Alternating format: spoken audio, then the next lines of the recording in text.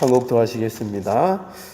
469장 내 영혼의 그 귀 깊은 데서 맑은 가락이 울려나네. 469장 찬송 후에 오늘은 정경자 권사님 기도 인도해 주시겠습니다. 내 영혼의 그 귀 깊은 데서 맑은 가락이 울려나네. 하늘 곡조가 언제나 흘러나와 내 영혼을 고이 싸네.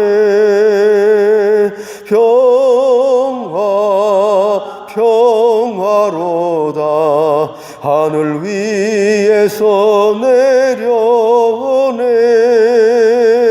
그 사랑의 물결이 영원토록 내 영혼을 덮으소서. 내 맘속에 솟아난 이 평화는 깊이 묻힌 보배로다. 나의 보화를 캔내어 가져갈 자 그 누구랴 안심일세.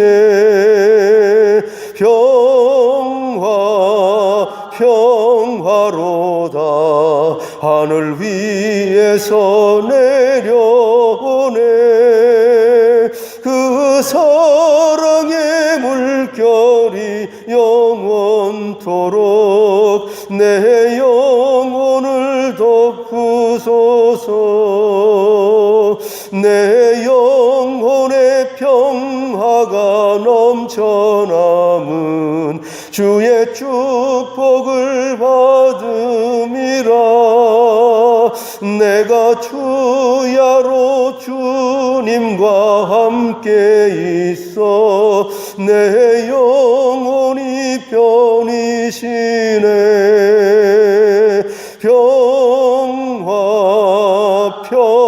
평화로다 하늘 위에서 내려오네. 그 사랑의 물결이 영원토록 내 영혼을 덮으소서. 이 땅 위에 험한 길 가는 동안 참된 평화가 어디 있나. 우리 모두 다 예수를 친구 삼아 참 평화를 누리겠네.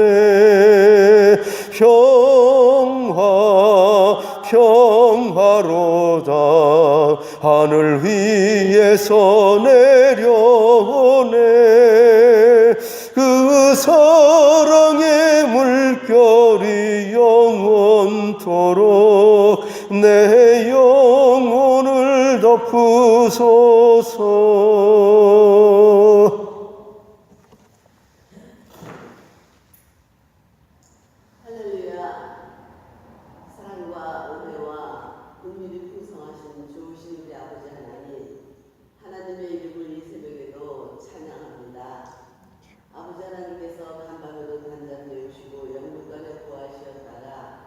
이렇게 이른 새벽에 세상 만물을 대하기 전에 먼저 하나님 전에 불러주시고 나오게 해주시고 모든 여건을 허락하여 주시니 감사를 드립니다. 이 새벽에 하나님 예배로 주님 모이게 하셨사오니 이 예배 위에 주님 축복하시어서 이 예배를 드림으로 말미암아 우리가 더욱더 믿음의 축복을 받고 건강의 축복을 받아서 하나님 기뻐하시는 삶으로 연결되어 줄 수 있도록 은혜 내려주시기를 간절한 마음으로 기도를 드립니다.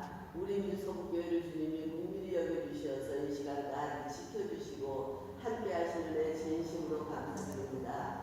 아버지 하나님 나날이 주님과 더 가까워지며 주님을 더 찬양하며 정말 하나님께로 날마다 더 가까이 가는 그러한 교회와 우리 신령들이 될 수 있도록 복의 복을 더하여 주시기를 기도드립니다. 하나님 아버지 이 산불을 끄기 위하여서 애쓰고 수고하는 소방관들을 주님이 긍휼히 여기시고 불쌍히 여기시고 복을 내려주시어서 이 산불이 속히 잡힐 수 있도록 도와주시고 집을 잃은 사람들과 모든 것을 잃은 사람들을 위해 주님이 함께 하시어서 주님이 그들과 함께함을 깨달아 알 수 있도록 저들에게 믿음의 축복으로 함께하여 주시기를 또한 주님 앞에 기도드립니다. 이 새벽에도 주님께서 주신 말씀 위에 기름 부어 주시어서 이 말씀으로 말미암아 우리가 이전에 알지 못했던 것 깨닫고 또한 깨달은 바를 실사 행하는 귀하고 아름다운 역사를 일으키는 귀한 새벽 예배 될 수 있도록 은혜를 주시옵소서. 말씀을 증거하신 목사님께 함께하여 주시고 원로 목사님께도 함께하여 주시옵기를 원하옵고 예수님의 거룩하신 이름으로 기도드리옵나이다. 아멘.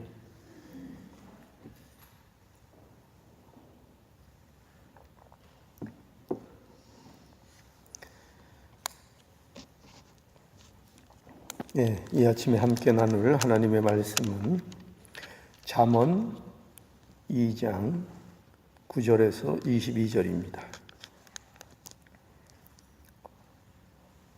잠언 2장 9절에서 22절까지 함께 합독하시겠습니다. 그런즉 내가 공의와 공평과 정직 곧 모든 선한 길을 깨달을 것이라. 곧 지혜가 내 마음에 들어가며 지식이 내 영혼에 즐겁게 될 것이요 근신이 너를 지키며 명철이 너를 보호하여 악한 자의 길과 패역을 말하는 자에게서 건져내리라. 이 무리는 정직한 길을 떠나 어두운 길로 행하며 행악하기를 기뻐하며 악인의 패역을 즐거워하나니 그 길은 구부러지고 그 행위는 패역하니라. 지혜가 또 너를 음녀에게서 말로 호리는 이방 계집에게서 구원하리니 그는 소시의 짝을 버리며 그 하나님의 언약을 잃어버린 자라. 그 집은 사망으로 그 길은 음부로 기울어졌나니 누구든지 그에게로 가는 자는 돌아오지 못하며 또 생명길을 얻지 못하느니라. 지혜가 너로 선한 자의 길로 행하게 하며 또 의인의 길을 지키게 하리니 대저 정직한 자는 땅에 거하며 완전한 자는 땅에 남아 있으리라. 그러나 악인은 땅에서 끊어지겠고 게으르한 자는 땅에서 뽑히리라.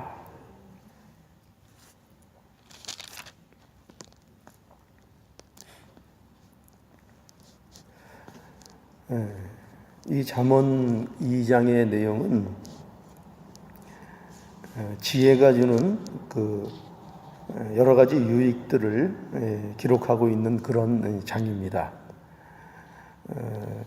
우리가 지난 시간에 그래서 먼저 그 1절부터 먼저 살펴본 내용이 뭐였는가 하면은 지혜를 찾고 구하라 라는 얘기였습니다. 지혜를 찾고 구하라. 그리고 그러면 그 결과가 뭐냐 할 때 그 지혜를 찾고 구하는 것의 결과로서 첫 번째로 말씀하고 있는 것이 그 5절에 있는 말씀입니다. 여호와 경외하기를 깨달으며 하나님을 알게 되리라.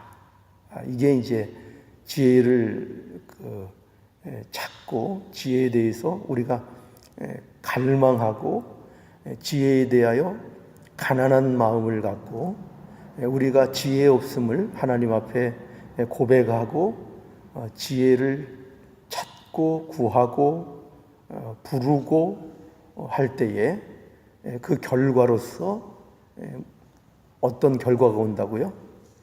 그가 하나님 경외하는 것을 이제 깨닫게 되고 하나님이 어떠한 분인가를 깨닫게 된다는 겁니다. 그러니까 먼저 우리에게 요구하고 있는 지혜자의 교훈은 뭐냐면은 먼저 가장 중요한 게 지혜에 대한 갈급함이 있어야 된다는 거죠.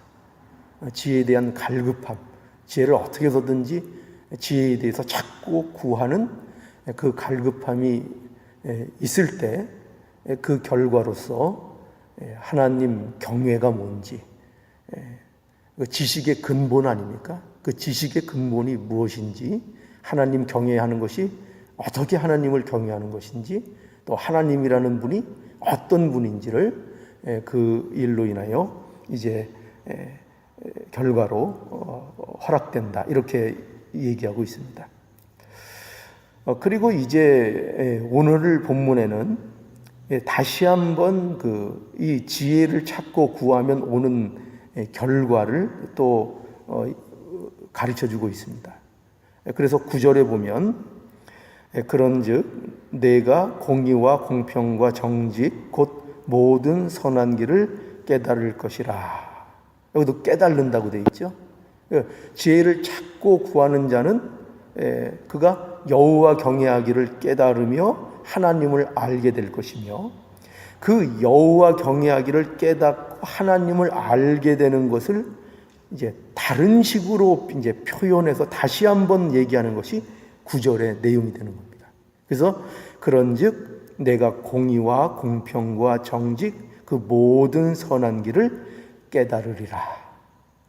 지혜를 구하는 자에게 이 깨달음을 주신다는 거죠. 무엇이 하나님이 원하시는 것인지, 공의와 공평과 정직, 그리고 선한 것이 무엇인지를, 지혜를 찾는 자들에게 하나님께서 허락하신다는 겁니다. 자, 그래서 이제 그 지혜가 이제 우리에게 허락되고 우리 안에 들어오게 되면, 지혜를 우리가 얻게 되면, 그러면 그 지혜가 우리 안에서 무엇을 또한 이루어내는가?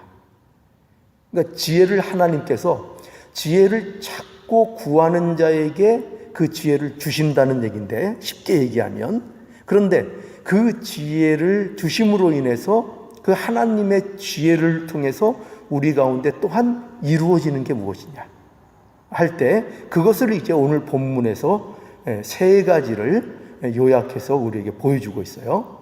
자, 그것이 첫 번째로 뭐냐면은 이제 12절의 내용입니다. 12절 한번 볼까요? 12절. 자, 함께 읽어보죠. 12절. 악한 자의 길과 패역을 말하는 자에게서 건져내리라.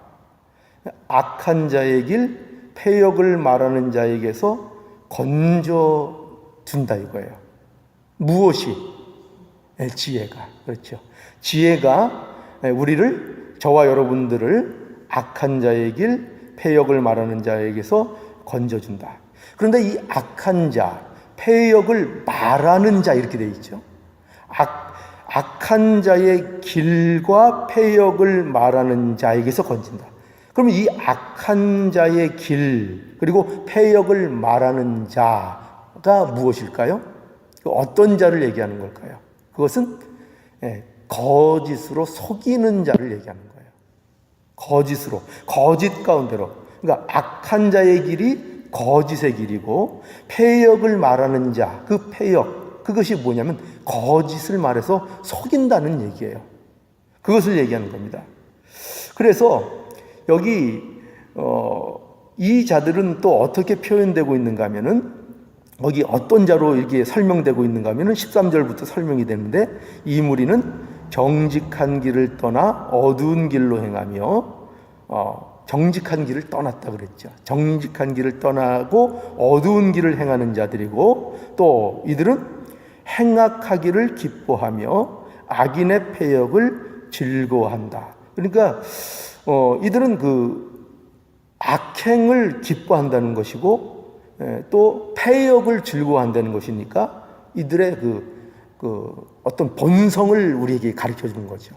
그러니까 본성적으로 이들이 부패한, 타락한 본성에 충실한 자들을 얘기하는 거예요. 그러니까 우리가 무조건 충실하면 좋은 게 아니고 어디에 충실한 게 중요한 거잖아요. 그죠? 근데 이 악한 자들, 패역한 말을 하는 자들은, 패역을 말하는 자들은 어떤 자들인가 하면은 정직한 길을 떠나고 그리고 그 본성 가운데 무엇에 충실한가 하면은 그 타락한 본성에 충실해서 악이 기쁘고 또 패역을 하는 것이 즐거운 그런 자들을 이제 얘기하고 있는 것입니다. 그런데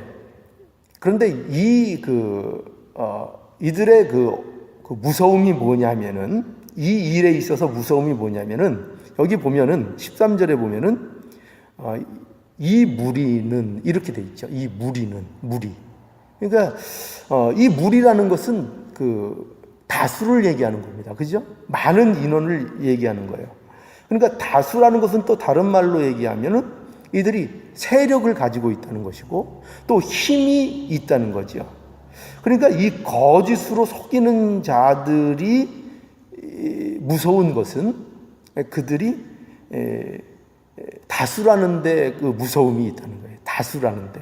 그러니까 우리에게 있어서 이들의 이 시험이 무서운 것은 그들이 다수라는 것에 있다는 것이죠. 그래서 여기에 이제 사람들이 속기를 잘하는 겁니다. 속이는 자들은 아니에요.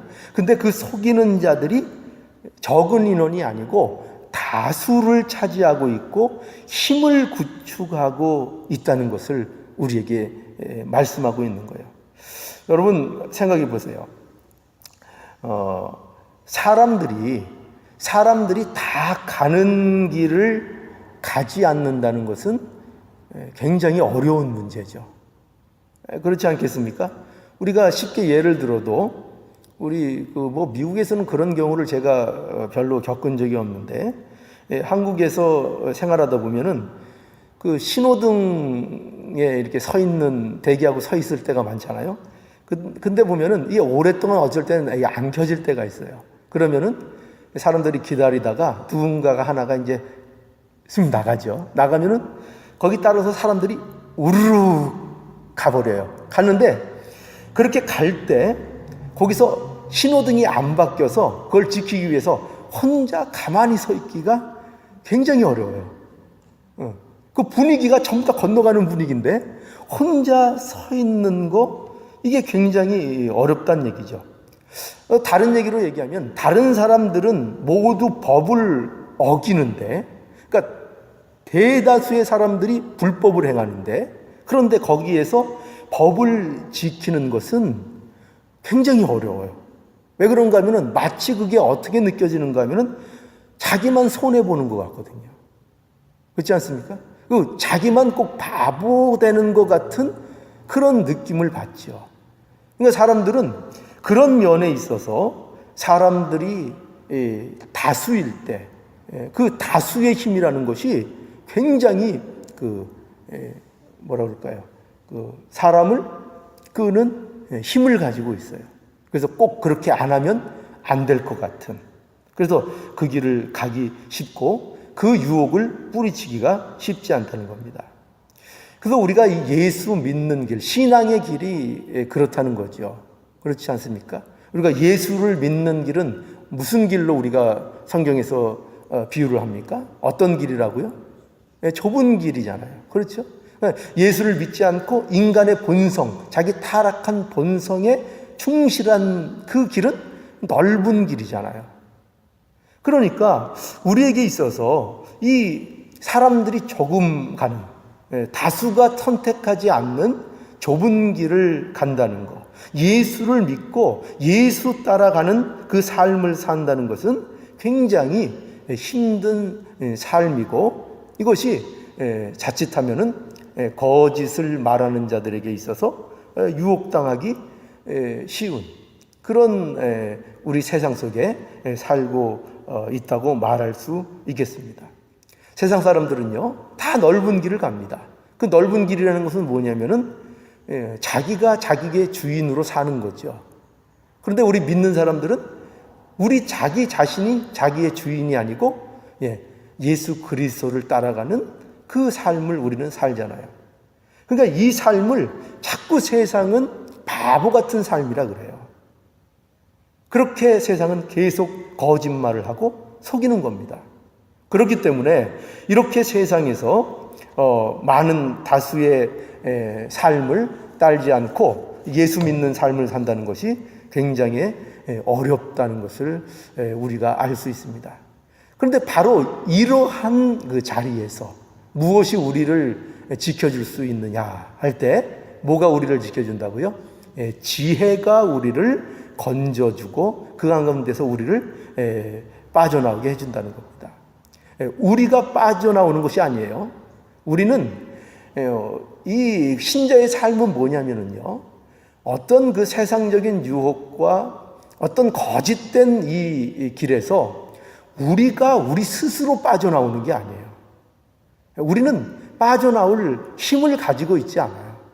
우리는 어떻게 여기서 빠져나오는가 하면 지혜가 우리를 건져주는 겁니다. 근데 이 지혜는 세상 사는 요령을 얘기하는 게 아니에요. 머리 좋은 거 얘기하는 거 아니고 IQ나 뭐 EQ가 높은 거를 얘기하는 게 아니고 이 지혜는 뭐냐면 하나님이 주시는 지혜를 얘기하는 거죠. 그렇죠? 하나님이 주시는 것.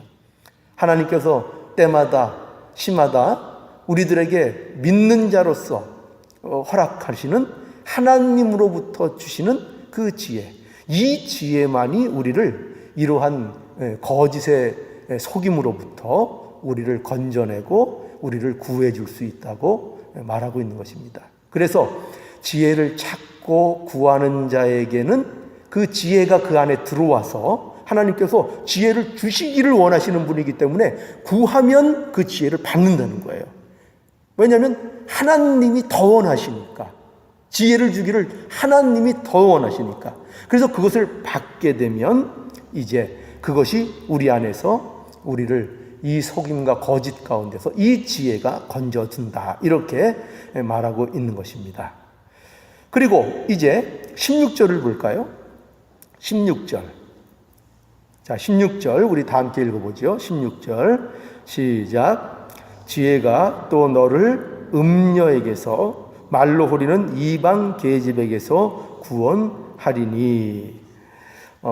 이제 우리가 두 번째로 지혜가 우리 안에서 하는 일이 무엇인가 하면은 음녀와 이방 계집에게서 우리를 구원한다고 얘기하고 있습니다. 지혜가. 그러면 음녀와 이방 여인은 누구인가 하면 거기 그 17절부터 이렇게 설명되어 있죠. 그는 소시의 짝을 버리며 그 하나님의 언약을 잊어버린 자라. 이렇게 되어 있죠. 그러니까 이 음녀와 이방 여자는 그러니까 간음한 여자를 얘기하는 거예요. 그러니까 음란한 여자를 얘기하죠. 그런데 이것은 그저 뭐 육체적인 그런 단순히 그런 것을 얘기하는 것이 아니라 여기에서의 이 음란이라는 것은, 이 간음이라는 것은 세상의 유혹을 얘기하는 것입니다. 세상 유혹에 넘어가는 것. 그러니까 이 소시의 짝을 버린 자, 하나님의 언약을 잊어버린 이 자는 음란한 여자인데, 이 음란한 이 여자가 세상을 얘기한다는 거예요. 세상을. 그 세상이 유혹을 한다는 거죠. 세상이 주는 유혹, 그게 매력적이라는 거죠. 여기서 음녀, 여자, 간음하는 여자 이렇게 얘기하는 것은 그 세상이 주는 유혹이, 세상이 하는 유혹이 인간의 본성이 거부하기에는 너무나 달콤한 유혹이기 때문에 그렇게 설명하고 있는 것입니다.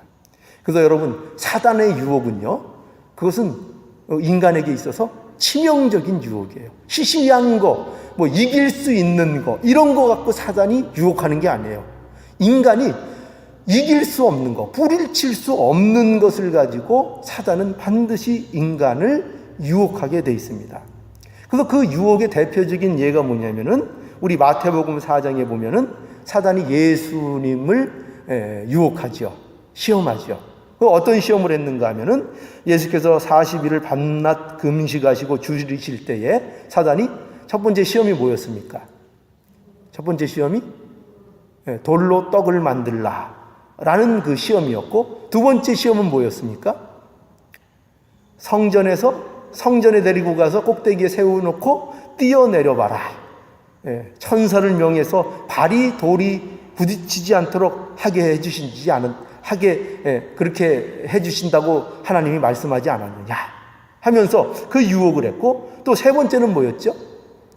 내게 엎드려서 나한테 경배해라. 그럼 내가 이 세상 모든 만물을 너에게 주겠다. 이렇게 유혹했죠. 여러분, 여기서 보면은요, 굉장히 흥미로운 게 있어요. 뭐냐면, 사단의 유혹은 가만히 보면 창세 이후로 사단의 유혹은 어때요? 늘 한결같아요. 사단의 유혹이 뭐 달라지는 게 아니에요. 시대에 따라 달라지는 것이 아니고 늘 어느 때나 사단은 한결같은 것으로 인간을 유혹해요. 가장 대표적인 거, 가장 인간이 치명적으로 약한 거 뭐죠? 물질, 또 명예, 또 권세, 이런 것들을 가지고 항상 인간을 유혹합니다. 그걸 가지고 예수님도 유혹을 하죠. 그런데 예수님께서는 그것을 말씀으로 승리하십니다.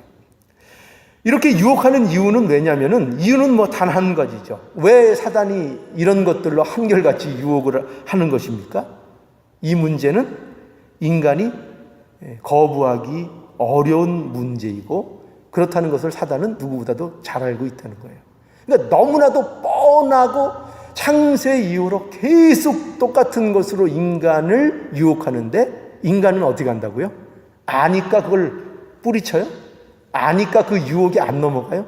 그게 아니고 언제나 100% 넘어갑니다. 알면서. 굉장히 치명적인 유혹인 겁니다. 그리고 그 유혹에 넘어가면 결과도 치명적이죠.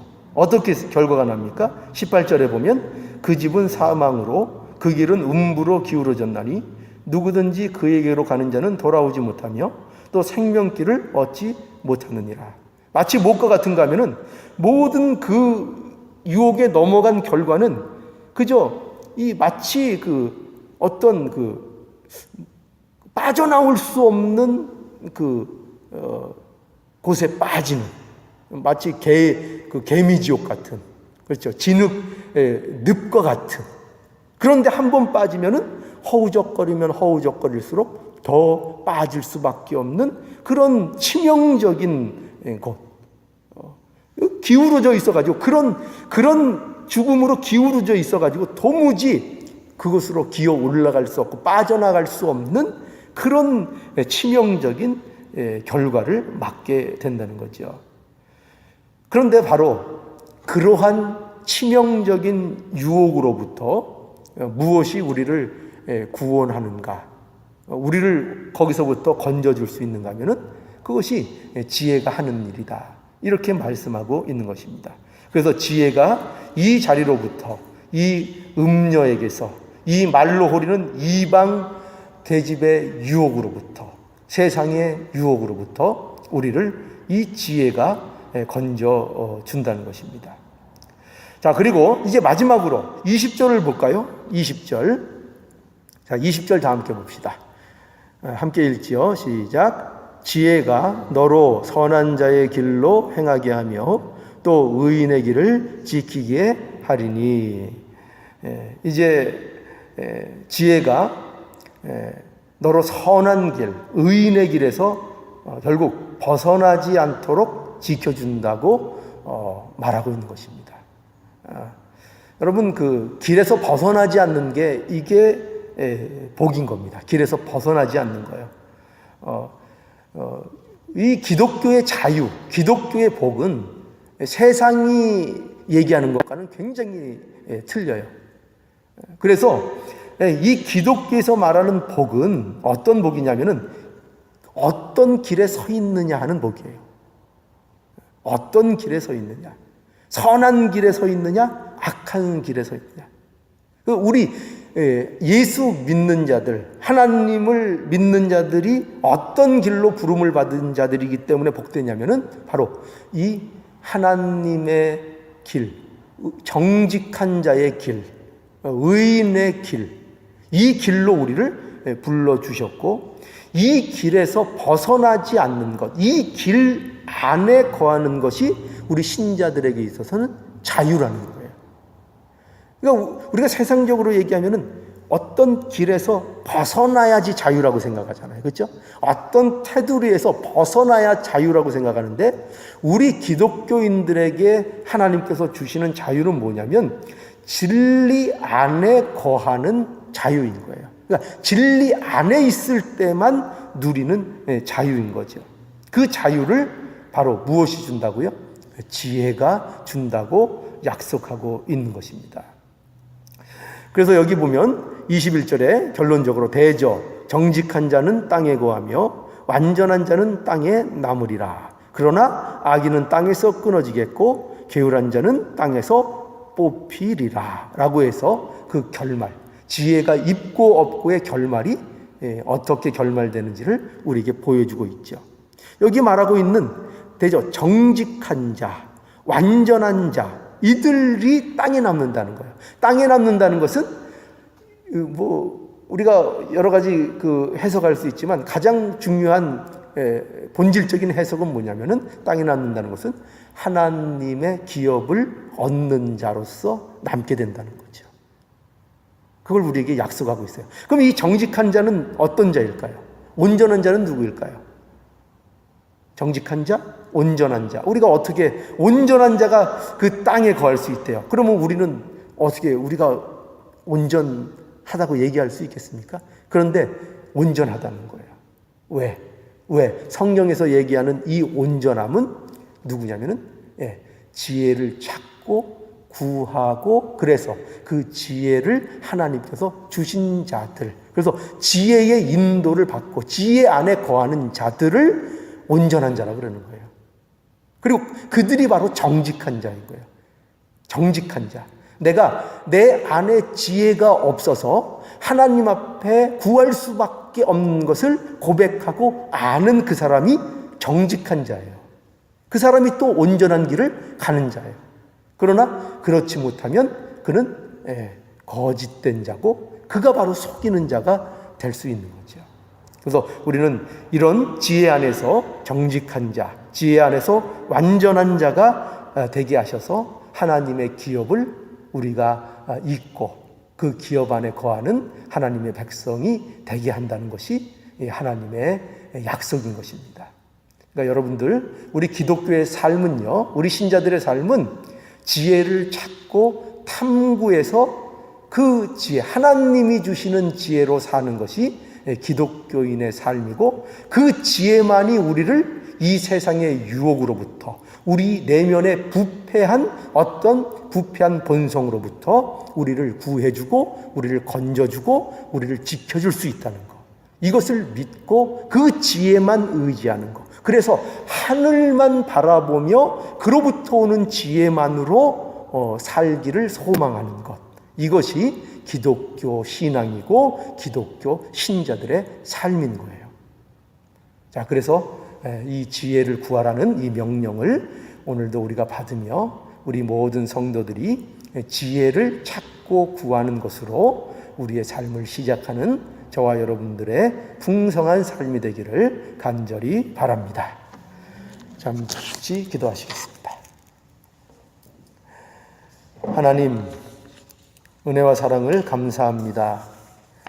지혜를 찾고 구하면 여호와 경외를 깨닫게 하시고 하나님을 알게 하신다고 약속해 주셨습니다. 그리고 지혜를 찾고 구할 때에 내가 공의와 공평과 정직과 모든 것을 깨닫게 될 것이라고 말씀해 주셨습니다. 그리고 그 지혜가 우리 안에 들어오면 그 지혜가 우리를 세상의 유혹으로부터, 거짓된 것으로부터, 달콤한 유혹으로부터 우리를 건져내고 우리를 구원해서 하나님이 주시는 기업에 사는 아름다운 백성으로 살게 해주신다고 약속하고 계십니다.